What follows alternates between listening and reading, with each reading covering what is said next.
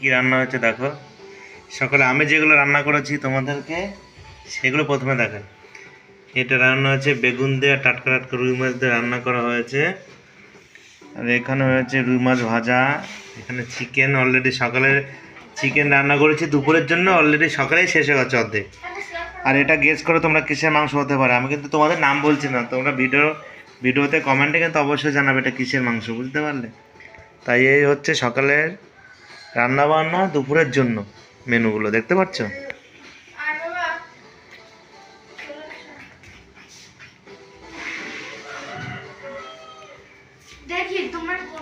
আর তোমাদের বাড়িতে রবিবারে সানডে স্পেশাল কে কি রান্না করেছে, স্পেশাল মেনু অবশ্যই আমাকে কিন্তু কমেন্টে জানাতে ভুলো না।